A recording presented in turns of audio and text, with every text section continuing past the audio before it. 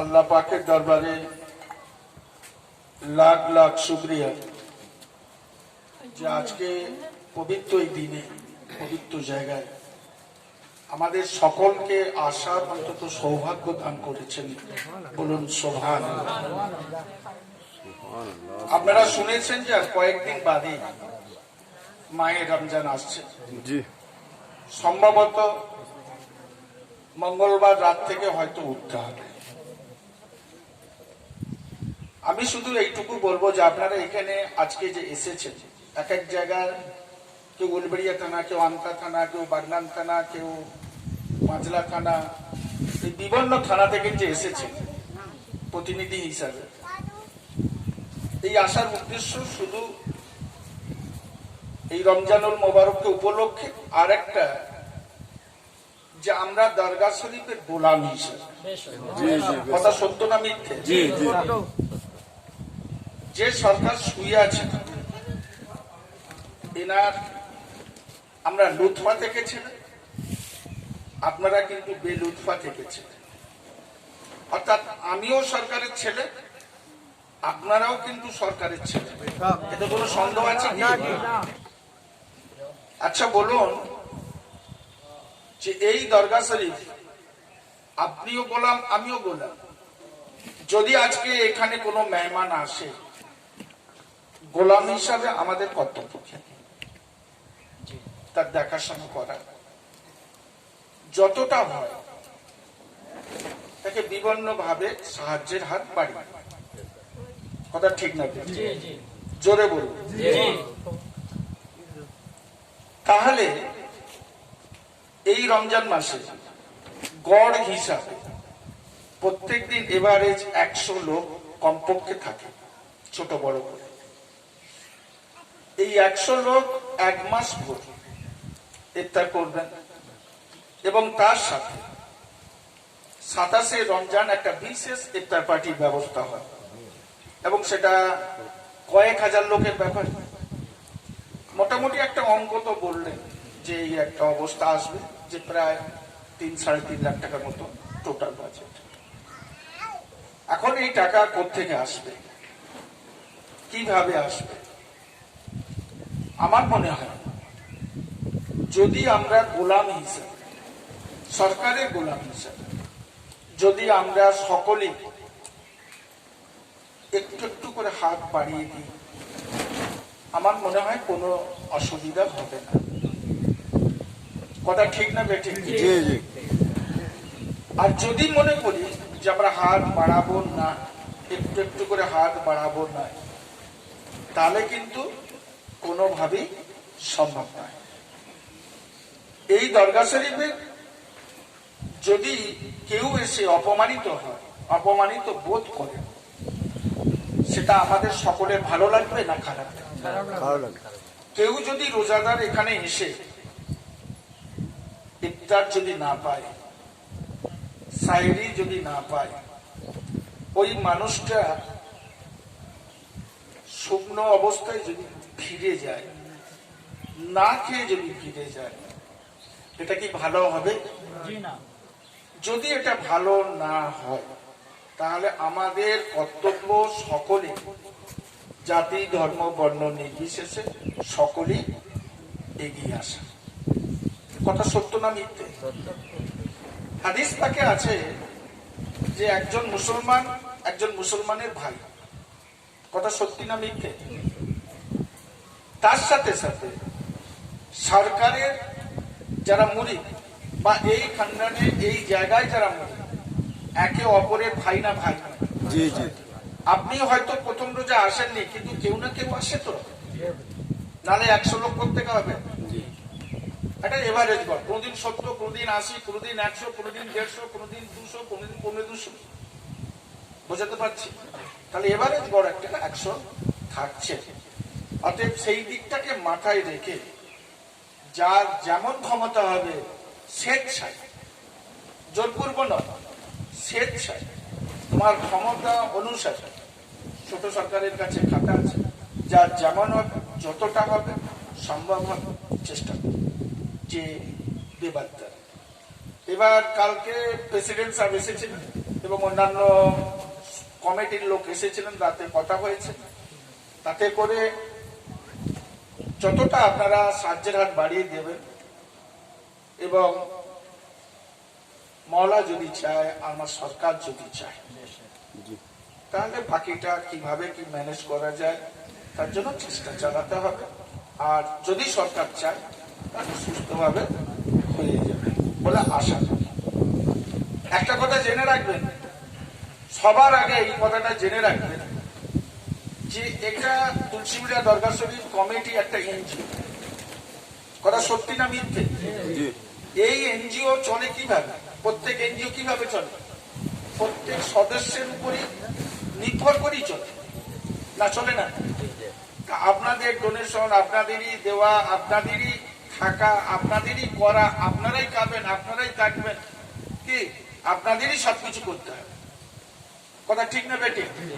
এখন যদি আপনারা বলেন যে আমরা সদস্য হিসাবে কেউ কিছু দেবো না, আসবো না, যাবো না, তাহলে সেই এনজিও উঠে যাবে, সেই এনজিও বন্ধ হয়ে যাবে, চলতে পারে। কথা ঠিক না বেটি? অতএব সেই দিকটাকে লক্ষ্য রেখে সকলে কিন্তু এগিয়ে আসতে হবে। যদি এগিয়ে আসে তাহলে কিন্তু এই রমজানুল মোবারক সার্থক হবে। শুধু এই এক মাস রোজা নয়, তার সাথে সাথে গরিব দুঃখীদের যে কাপড় বিলি করা হয়, প্রায় অন্তত 40-50 জনকে প্রায় কাপড় বিলি করা হয়, এবং প্রায় 70-80 জনের মতো মানুষকে রোজা রেফতার বা অন্যান্য কিছু দেওয়া হয়। তো এই যে মানুষের মধ্যে ভাতৃত্ববোধকে জাগিয়ে তোলা, অসহায় মানুষকে সাহায্যের হাত বাড়িয়ে দেওয়া, একটা গরিব এতিম মিসকিন মানুষের গায়ে একটা কাপড় বা বস্ত্র দেওয়া, এটা ভালো কাজ না খারাপ কাজ? আপনার কিন্তু 1 টাকা যদি দান হয়, ওই 1 টাকা তো সেই জায়গায় পৌঁছাচ্ছে, হ্যাঁ কি না বাবা? না পৌঁছাচ্ছে না? শুধু একটা কথা আপনারা জানেন যে তুলসীবাড়িয়া দরগা শরীফের একদিকে যেমন আমি চিফ, আবার তুলসীবাড়িয়া দরগা শরীফ কমিটির আবার আমি একজন সেক্রেটারি। কথা ঠিক না বেটি? এছাড়াও হোল ইন্ডিয়ার হিউম্যান রাইটস অ্যাসোসিয়েশন যে আছে, তার আমি কোঅর্ডিনেটর একজন অফিসার। এছাড়াও অনেক অনেক অনেক বিভিন্ন প্রতিষ্ঠান, বিভিন্ন জায়গায় বিভিন্ন ভাবে মেম্বার, সদস্য বা অন্যান্য সব পদে আছে। তো এখন আমি যদি আমার নিজের শুধু চিন্তাটা করে নিতাম, তাহলে 10 তলা বাড়ি এখানটা আমি করে ফেলতাম না। কথাটা ভুল বলছি?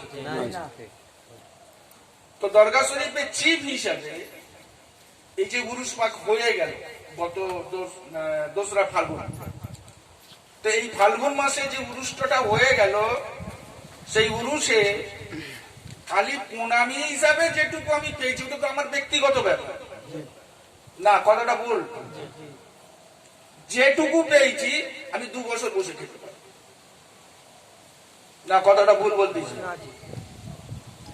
যেটুকু প্রণামী হিসাবে, অর্থাৎ সালামি হিসাবে, নজরানা হিসাবে যেটুকু আমাকে দিয়েছে, 2 টাকা, 5 টাকা, 10 টাকা করে সকল ভক্ত আমাকে দিয়ে গেছে প্রণাম করার সময়, সালাম করার সময়। তো ওই টাকাটা শুধু রেখে দিই না, আমি আর আমার স্ত্রী, অর্থাৎ বুড়ো বুড়ি দুজন খেতে কত খরচা হবে? কয়েক বছর বসে খাওয়া যাবে সেই টাকা। কিন্তু এই দরগা শরীফে দাঁড়িয়ে বলতে বাধ্য যে সেই টাকা, কয়েক লক্ষ টাকা এই দরগা শরীফের উরুসের খরচাতে ভর্তুকি দিতে গিয়ে এখনো পর্যন্ত প্রায় কয়েক লক্ষ টাকা দেনা এখনো মাথায় ঝুলে আছে। না বোঝাতে পারলাম না? তো সেই সামনেই রমজান, যে রমজান আগের বছরে যে রমজান শরীফ হয়েছে, এই রমজানে বেশ একটা ভালো খরচা হচ্ছে। তারও প্রায় 40 থেকে 45 হাজার টাকার মতো দেনা, সেটা আস্তে আস্তে আস্তে আস্তে শোধা হচ্ছে। আমি এইটুকু এই জন্যই বললাম যে আপনারা ভাববেন না যে হুজুর পাক মনে হয় আমরা দিচ্ছি, কমিটি হয়তো যে দরগা শরীফ কমিটি আছে হয়তো কিছু খেয়ে ফেলছে বা কিছু করে ফেলছে না। এইগুলোকে চালাতে যে এনজিওকে চালাতে যে কিভাবে যে খরচা হয়ে যায়, একবার আপনারা যদি মাথায় চিন্তা করেন তো মাথা আপনাদের ঘুরে যাবে। এই তো চোখের সামনে ব্যাপার, না ভুল বলতেছি? আর আমার বাড়িটা যে দেখে পানি হলে পানি পড়বে, কি ব্যাপার? না কথাটা ভুল কথা। এই যে জামা পরে আছি, কাপড় পরে আছি, ঘড়ি পরে আছি, কেউ না কেউ দিয়েছে। আমার নিজের একটাও কেনা নেই। যে গাড়িটা যাবি সেটাও একজন কিনে দিয়েছে। বাগনানে হাজি সাহেব ওটা পুরো গাড়িটাকে কিনে দিয়েছে। মমিন বাবুর ছেলে এই ঘড়িটা কিনে দিয়েছে। এইরকম এই জামা কাপড় যা আছে দেখবেন সবই লোকের দোয়া, তোমাদেরই দোয়া। না বুঝতে পারলেন? আমার কিছু, আমি সেই ভিখারি আছি। এবার যদি মনে করো যে না এটা ভালো কাজ, এটা আমাকে করা দরকার, আমার এই এত কথা বলার মূলে এইটাই যে যদি মনে করা হতো যে আমার নিজের স্বার্থের জন্য, তাহলে এখানে 10 তলা বাড়ি আমি 1 বছরে করে ফেলা যাবে, বেশি সময় লাগবে না। বোঝাতে পারলাম না? আর এটাও ঠিক, আমার সরকারের তো করম আছে। এছাড়া গোটা ভারতবর্ষে বিভিন্ন জ্ঞানী গুণী মানুষ, বিভিন্ন সমাজের মানুষ, বিভিন্ন শ্রেণীর মানুষ যোগাযোগও আমার আছে। বেশি সময় আমার লাগবে না। বুঝাতে পারছি কথাটা? কিন্তু এই অবস্থায় থাকতে হয়, এই কাজগুলো করতে গিয়ে। এইটাই আমার বক্তব্য। যদি আমাকে ভালোবাসো, যদি দরগা শরীফকে ভালোবাসো, আর আমার সরকারকে যদি ভালোবাসো, তাহলে কিন্তু তোমাদের এই হাতটা মুঠো না করে হাতটা খুলতে হবে। যার যেমন আছে ক্ষমতা তার তেমন ভাবে না। বুঝতে পারলেন? যেমন একজন ভিখারি এসে একজনকে বললো যে আল্লাহর ওয়াস্তে আমাকে কিছু দাও। লোক দিত, কয়েকটা বাড়ি এইভাবে দিতে লাগলো। তো 1 মুঠো চাল দিল, কেউ 2 টাকা দিল। কতগুলো চ্যাংড়া ছেলে তারা বললো বাবা তুমি রোজ রোজ এই কথা বলে এই 2 টাকা 2 টাকা 2 টাকা করে বেশ ভালোই তো কামাচ্ছ। কতগুলো চ্যাংড়া ছেলে এই কথা বলল। তো আল্লাহ আজ তোমার ভাগ্যে 2 টাকা 3 টাকা এই 1 মুঠো চাল রাখেনি। তো ভিখারি বলছে তাহলে বাবা কি রেখেছে আমার ভাগ্যে? বলে তোমার ভাগ্যে আর 6 মাস রেখেছে। 6 মাস বোঝো? 5 করে, যেটা উনুনে রান্না করে তার 5 রেখেছে। তাই যদি হয় তাই তুমি দাও। তো চ্যাংড়া ছেলেটা 1 মুঠো 5 নিয়ে ওই ভিখারি থলিতে। ভিখারি তখন হাসছে। তো বলছে হাসছো কেন? বলে এই জন্যই হাসছি যে কমসে কম হাতটা তো অন্তত দান করার জন্য ঘুরেছে। না বোঝা গেল না?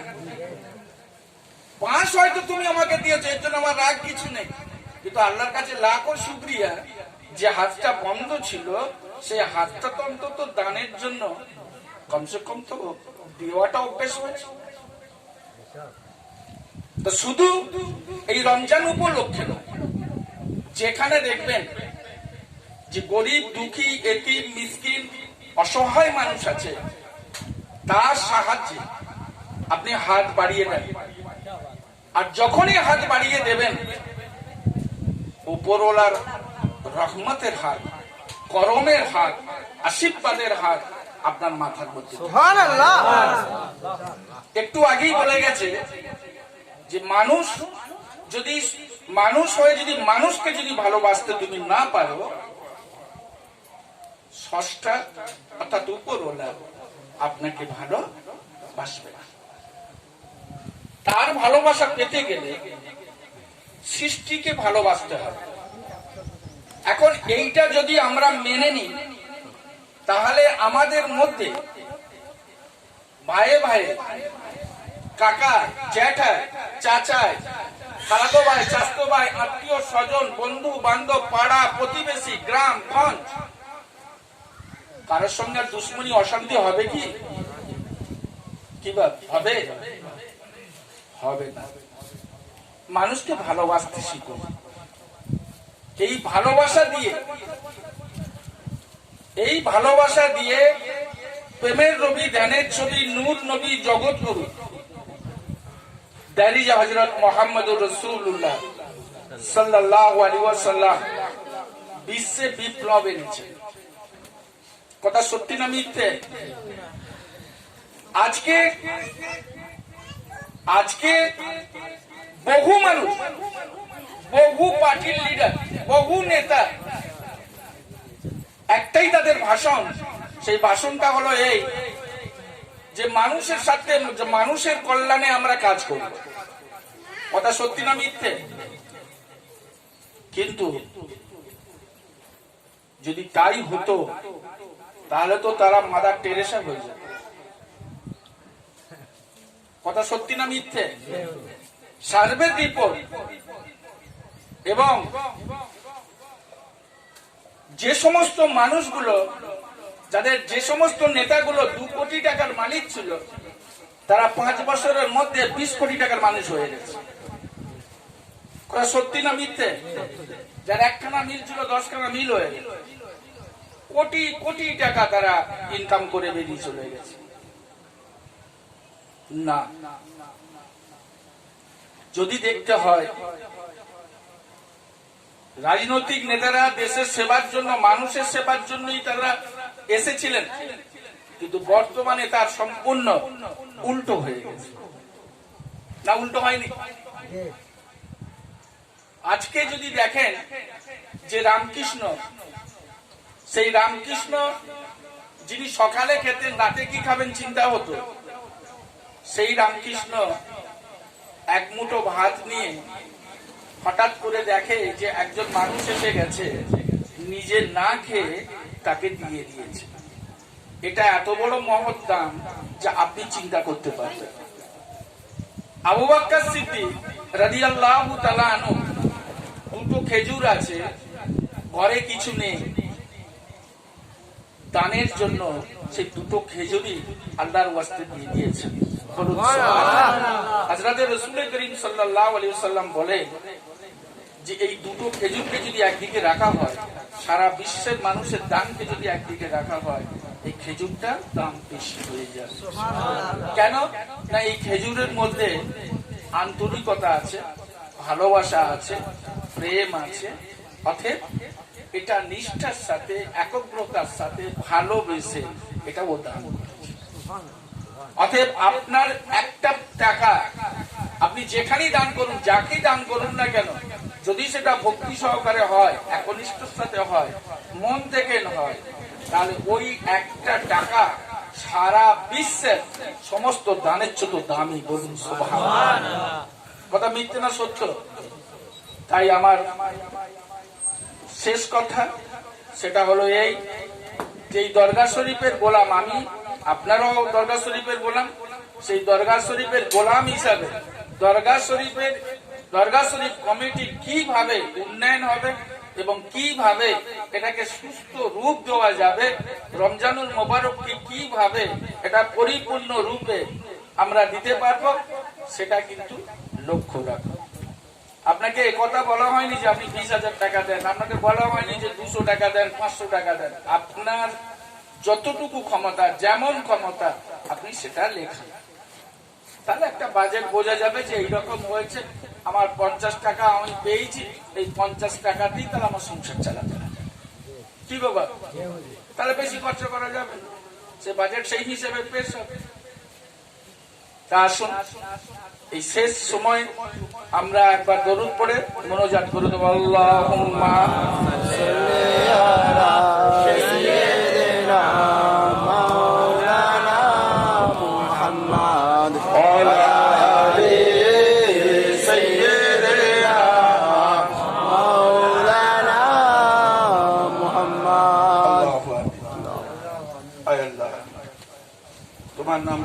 রহিম গফুরুর রহিম। তোমার হাবিবের পাক কদমের সদকাতে আজকের এই অনুষ্ঠানকে আপনি কবুল করে নেন। খাস করে যে যেমন ভাবে যেভাবে তার নিজে ইচ্ছা আল্লাহ এতে শরীক হয়েছে এই পবিত্র রমজান মোবারকে, আল্লাহ এই দানকে তুমি কবুল করো। আল্লাহ রাসূলের সদকাতে তার মালে জানে মালে সমস্ততে বরকত তুমি দান করো। আয় আল্লাহ, আমাদের মধ্যে মানুষ শয়তান, জিন শয়তান, নার শয়তানের ধোঁকা থেকে, খারাপি থেকে, জাদু টোনা থেকে, স্মাতি থেকে, শিরক বিদআত থেকে আল্লাহ আমাদের সকলকে হেফাজত করুন। আয় আল্লাহ, জাতি ধর্ম বর্ণ নির্বিশেষে সকল মানুষের মধ্যে বিশ্ব ভ্রাতৃত্ববোধ আমাদের জাগিয়ে দেন। সারা বিশ্বের সকল মানুষের মধ্যে ইয়া আল্লাহ বিশ্ব মানবতা আপনি জাগিয়ে দেন। একে অপরকে আমরা যেন কাছে টেনে নিতে পারি সেইভাবে তৌফিক দান করুন। আয় আল্লাহ, ইহদিনাস সিরাতুল মুস্তাকিমের যে রাস্তা আমাদের সকলকে আপনি দান করুন। ইয়া আল্লাহ, আমাদের নামাজি, পরেজগার, মুত্তাকিন, সোহাবিন, সালেহিন, তাবিঈন আমাদের বানিয়ে দেন। ইয়া আল্লাহ, এই পবিত্র জায়গায় যারা যে নিয়ত নিয়ে উদ্দেশ্য নিয়ে এসেছে তোমার মেহবুবের পাক কদমের সদকাতে আল্লাহ কবুল করে নেবেন। আয় আল্লাহ, সকলের মনের আশা আকাঙ্ক্ষাকে আপনি পূর্ণতা দান করবেন, সকলের উপরে আপনি রহম করম করে দেবেন, সকলকে ইহদিনাস সিরাতুল মুস্তাকিমের রাস্তায় চলার তৌফিক দিয়ে দেবেন। সুবহান রাব্বিল ইজ্জাতি আম্মা ইয়াসিফুন ওয়া সালামুন আলাল মুরসালিন আলহামদুলিল্লাহি রাব্বিল আলামিন। আমিন আমিন সুম্মা আমিন। লা ইলাহা ইল্লাল্লাহ, লা ইলাহা ইল্লাল্লাহ, লা ইলাহা ইল্লাল্লাহ মুহাম্মাদুর রাসূলুল্লাহ সাল্লাল্লাহু আলাইহি ওয়াসাল্লাম। আসসালামু আলাইকুম। আর যারা কেউ কিছু যদি শরীক হতে চান এখানে আছে, মেজর সরকার, ছোট সরকার আছে।